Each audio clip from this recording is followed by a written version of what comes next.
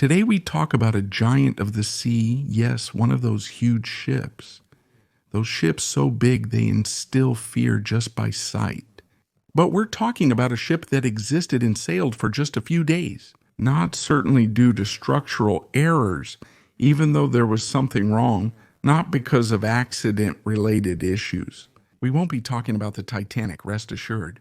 We will be talking about one of the largest aircraft carriers ever built by man for a conversion of another Titanic ship, and destined for a disgraceful and very rapid end.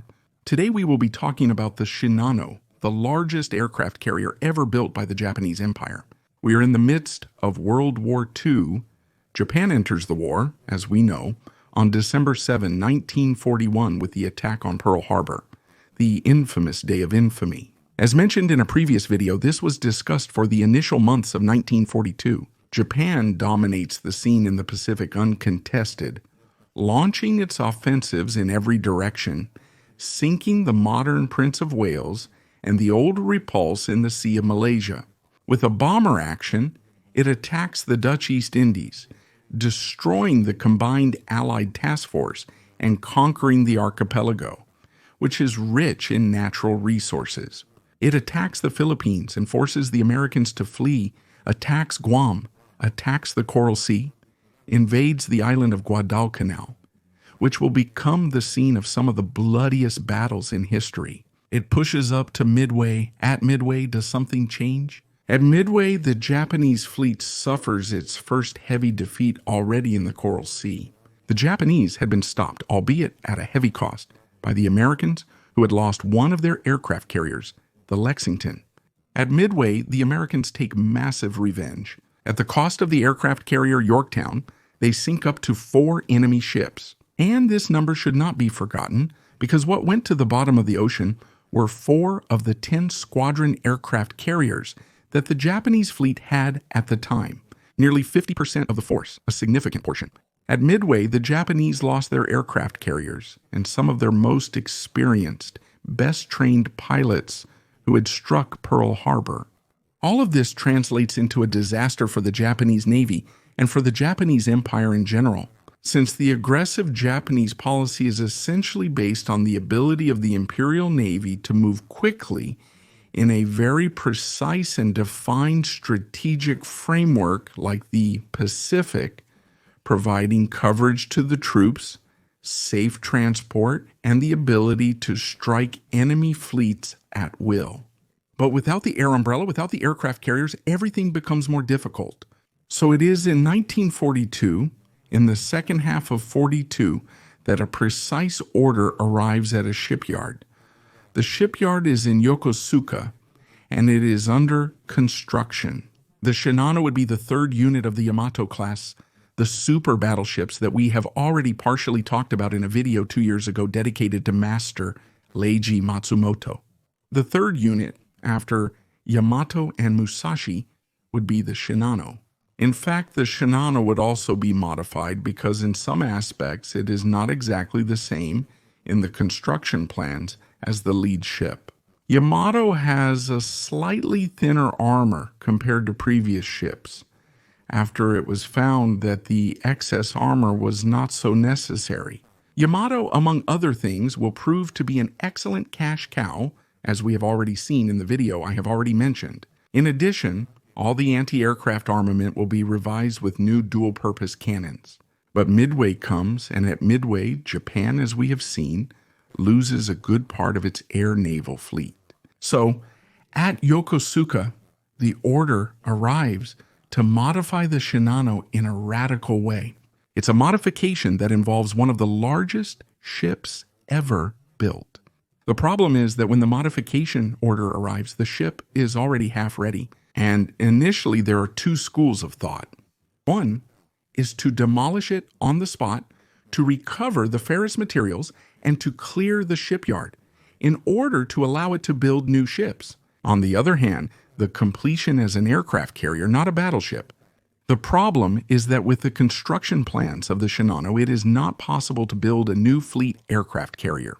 You can only convert that super battleship into a huge support aircraft carrier, which would cooperate with the other aircraft carriers. as an added support element that is carrying planes, fuel, ammunition, everything that can serve as a logistical element on a battlefield at sea. Obviously, the plan to save the Shinano and change its destination from battleship to aircraft carrier is approved, and work begins, but it is hard to complete it. Japan, on the other hand, is not the United States. It does not have its industrial and economic power. The Japanese themselves are aware of this. Even when they choose to go to war, they know they can't afford a too long war against the British, and especially the Americans. And they know that their ships will have to be qualitatively superior to face an enemy double or even triple in size alone. But speaking of size, the Shinano is actually titanic, 265.8 meters in overall length, 36.3 meters in width, draft of over 10 meters, a full load tonnage of 73,000 tons. It will be necessary to wait 20 years after the American Kitty Hawk class to find even larger aircraft carriers. Think that today, the largest aircraft carrier in the world, the Gerald Ford class, weighs 105,000 tons at full load. Indeed, the fact of having such a large, heavy, enormous ship during the Second World War, well, it will be something truly epic. Too bad that ship will have a very limited service. Such a large ship requires a very large crew, 2,400 men including officers and sailors, many, really many. But it is essential to have such a large crew to be able to govern such a large and difficult ship. In fact, the Shinano is designed to load and refuel its planes on the deck, avoiding what had happened at Midway and also in the Coral Sea. On those occasions, especially at Midway, the incompetence of the fire teams aboard the Japanese aircraft carriers had led to the spread of uncontrolled fires and internal explosions. Just a few bombs from the Allied Dauntless aircraft from the Americans were enough to break through the unarmored decks and ignite the flames. For this reason, they opted for an aerated deck underneath with elevators capable of bringing the planes up to the takeoff deck. And above all, for full operation only on deck, not below deck. The hangar, in fact, had been left open for better ventilation, but still with steel shutters. The conversion project was inspired by a previous large Japanese aircraft carrier, the Taiyo. With the island moved to the starboard side, unlike what had happened before, and with the integration of the island itself with the ship's funnel, another distinguishing element. Like the Taiyo, the Shinano also had an armored flight deck installed to avoid those incidents that occurred at Midway. The ship was ready once it was launched and built to have 18 Mitsubishi A-7M Repu fighters, codenamed SM by the Allies, 18 HE B-7A Ryusei dive bombers, and 6 reconnaissance aircraft. In the hangar below, there would have been another 120 replacement aircraft for other aircraft carriers or for land bases. In short, the Shinano was essentially a huge floating platform for the transport and deployment of combat aircraft. The ship was supposed to be ready by April 1945, but the war situations, the precipitous operations, especially after the Battle of the Philippine Sea in June 1944, had led Japan to further accelerate the conversion program. This was because, with the advance of the Americans in the Pacific scenario, even the central islands of the Japanese archipelago had now become a possible target for the long-range bombers of the Americans. And it is precisely a superfortress, a B-29, that on November 19, 1944, captures the first photo of the Shinano. It's a photograph taken at a very high altitude, at 3,000 meters above sea level. You can see this ship, which in relation to the island of Yokosuka is very, very small, offshore. It has just been launched. The outfitting is not yet complete, but for several days now, the Japanese Imperial Navy has decided to move it. Yokosuka is too exposed. And the flight of that B-29 bomber further demonstrates the Japanese idea of moving the super aircraft carrier to Kure by November 28, 1944. There, the outfitting would have been completed. However, the ship's commander, Abe, asked for a delay in departure because upon closer inspection, the Shinano is not perfect. It lacks some watertight doors that have not yet been installed. The tests of the area of the compartment below have not been conducted, so it is unknown whether there can be effective ventilation to prevent the risk of intoxication or gas accumulation. And also, regarding the holes in the compartment, for the electrical cables, for the ventilation ducts, and for some pipes, these holes are still in plain sight. They have not been sealed. The risk that the ship may have accidents or be exposed to vulnerabilities is high. It should be noted, moreover, that on its journey from Yokosuka to the new shipyard, that of Kure, the Shinano must travel without fire hoses and with exhaust systems lacking pumps, therefore not operational. It's an additional risk. To compensate for these risks, it is decided to embark a good number of civil engineers on board, equipped with manual fire systems and additional manual hydraulic pumps. You never know. 3 escort destroyers are assigned to the Shinano. They are the Izo Kaze, the Yuki Kaze, and the Makaze.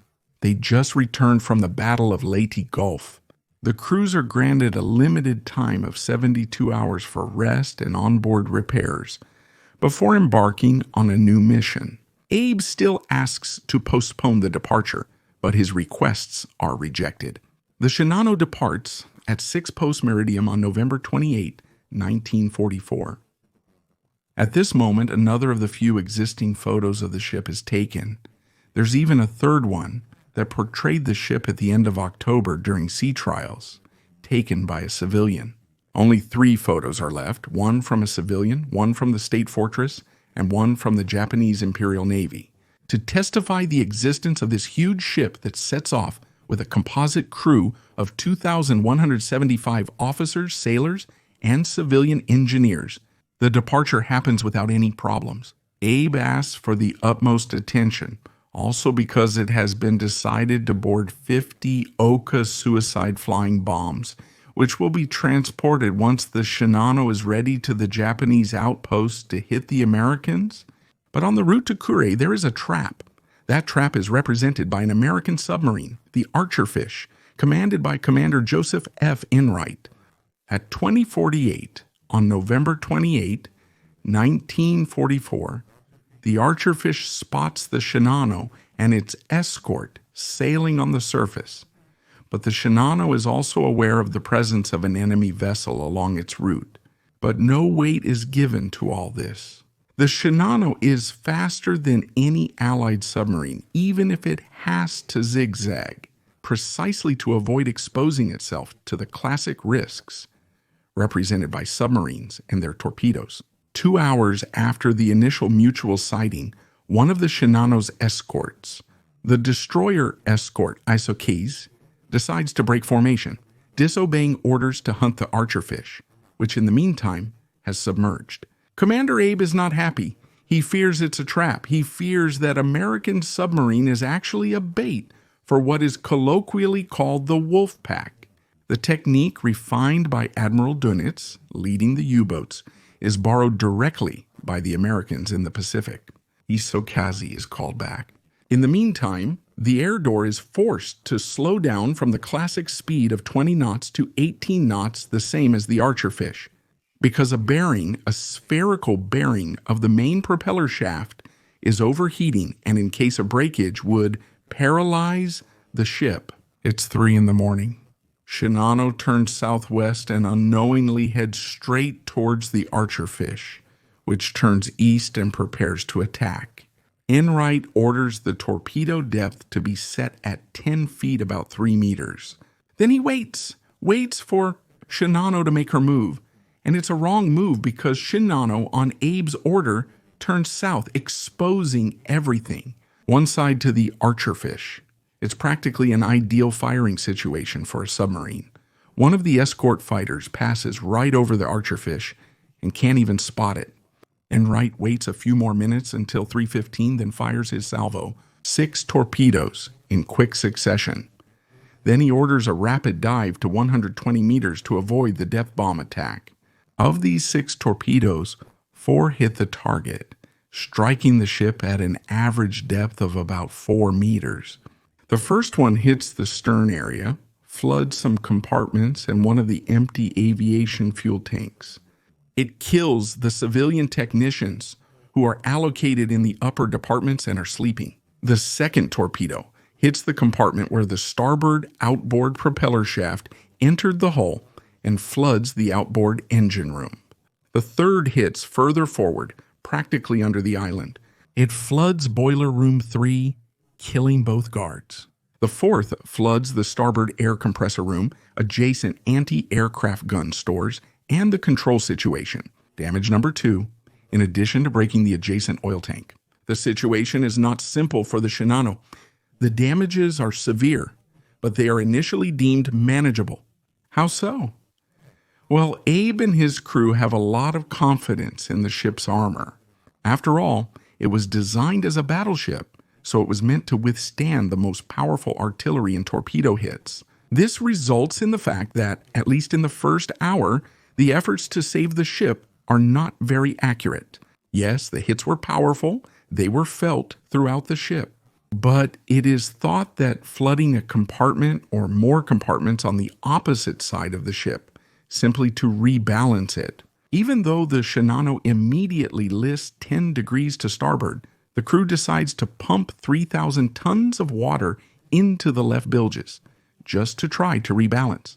But the tilt increases to 13 degrees, and Abe realizes he's made a mistake in his calculations. The damage is far worse, so Abe orders a change of course towards Shonopoi, the southernmost tip of the Chi Peninsula on Honshu. But the tilt continues to increase. Where at 15 degrees attempts are made to flood other empty tanks, and it goes back to 12, but it doesn't last long. At 5 in the morning, Abe realizes that the situation is getting out of hand. He orders the civilians to clear out to be transferred to the lifeboat towards the escorting destroyer, because essentially they're just hindering the rescue. At 5:30 in the morning, the Shinano is sailing at only 10 knots, half its ordinary speed, with a tilt of 13 degrees. Another half hour passes, it's 6 in the morning, and the tilt is at 20 degrees. They try to flood another boiler room, they try to operate the valves, but nothing. Some of the valves of the left compensation tanks, among other things, have risen above the water lines to the point of becoming ineffective. The steamless engines shut down at 7. At that point, Abe realizes that the Shinano can no longer be saved, orders the propulsion compartments to be evacuated, also orders the fighters to launch the tow cables, but the Shinano is big, it's heavy. The fighters alone do not have the displacement, the engine power, to really be able to tow that heavy ship towards the port. The first attempt is a failure, the cables come off. They try a second time, but the cables are loosened by the same crews of the fighters because they fear the sudden breaking, the rupture of the cables that could return towards the fighters and cause serious damage and even deaths and injuries. We arrive at 10:18 in the morning. The Shinano now has a 30-degree inclination. Abe orders to abandon the ship, but not for everyone. He and his staff stay on board, choosing to sink out of shame for having disappointed the Emperor and for not doing everything possible to save the last great aircraft carrier of the fleet. At 10:57, the Shinano finally capsizes and sinks from the stern. A few minutes earlier, the sailors who had jumped into the water had been sucked in by the large vent valve of the tank and sensor. Under the flight deck towards the same ship that kept sinking, it's a tragedy. Only 1,080 survivors are saved, less than half of the crew on board. But the Japanese Navy, in a mix of the need to maintain high pride and morale and to hide their losses from the enemy, denies the sinking. The survivors are dropped off on an island, a small island called Mitsukujima, until January 1945. From there, they will be rescued. The aircraft carrier is formally struck from the Naval Register only on August 31, 1945, 2 days before the signing of Japan's unconditional surrender in Tokyo Bay. It should be said that the Japanese disinformation operation works. Initially, the United States Naval Intelligence does not believe Commander Enright. Because there is a lack of evidence, there are no decoded radio messages or dispatches stating that Japan has actually lost an aircraft carrier. He is not even believed. A captured Japanese aviator who revealed during interrogation that the Navy was converting a Yamato-class battleship into a super aircraft carrier.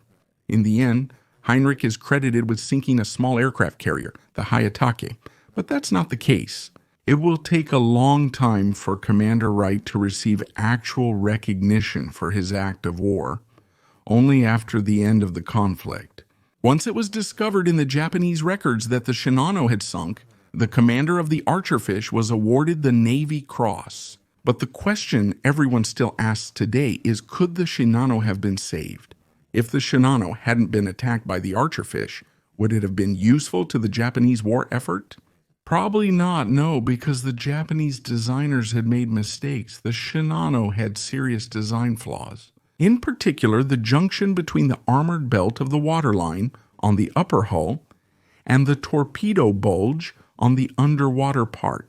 It was poorly designed, and it was a mistake shared with all Yamato-class ships. All the torpedoes launched by the Archerfish had exploded along this junction line and had marked the end of the ship.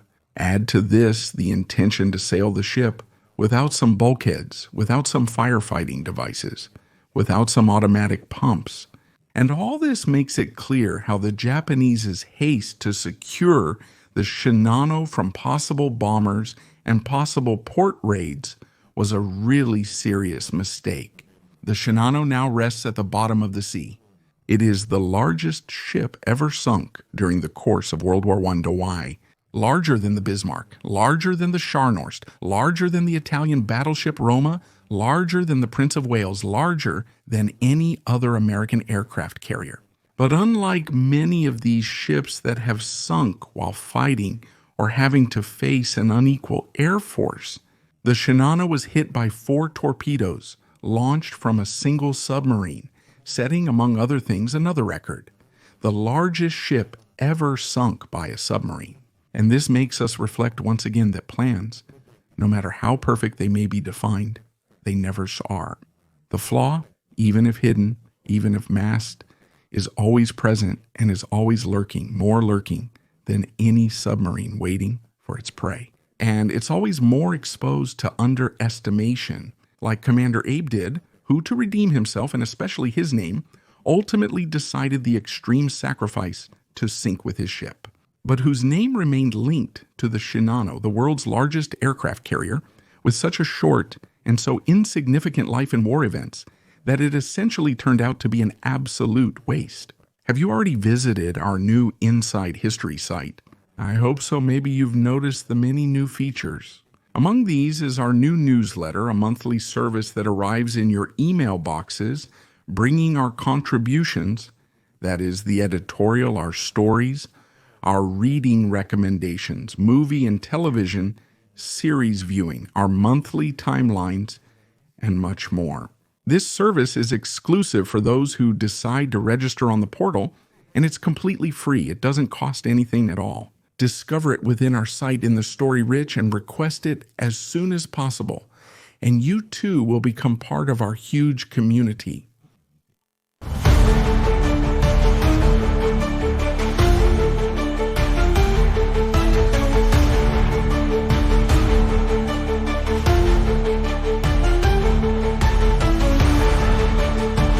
Thank you all.